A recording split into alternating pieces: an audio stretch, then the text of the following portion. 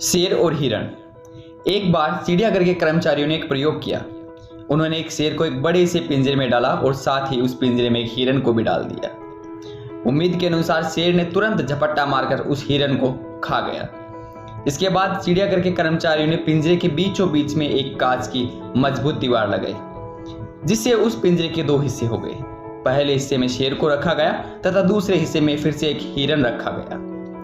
जैसे ही शेर की नजर हिरण पर पड़ी, वह बड़ी फुर्ती से उसकी ओर झपट्टा मारा, लेकिन इस बार वह कांच के मजबूत दीवार से टकराया और रुक गया। पर उसने हार नहीं मानी।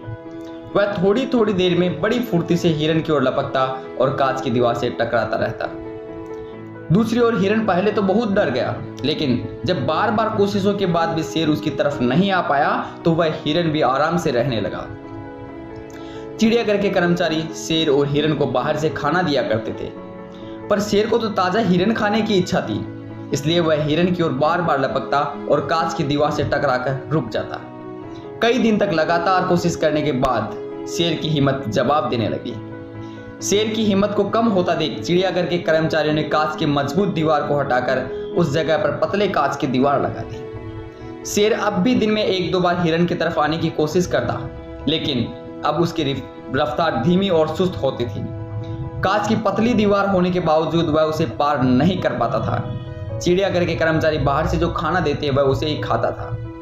हिरण को मारकर खाने के लिए संघर्ष करने का ख्याल उसने त्याग दिया था। धीरे धीरे शेर के हमले बंद हो गए। कुछ दिनों बाद चिड़ियाघर के कर्मचारियों ने कांच की पतली दीवार हटाकर पतला सा पारदर्शी पर्दा लगा दिया, मगर शेर ने तो मानो इस ओर ध्यान देना ही छोड़ दिया। उसने अब हिरण की तरफ आने की कोशिश भी नहीं की।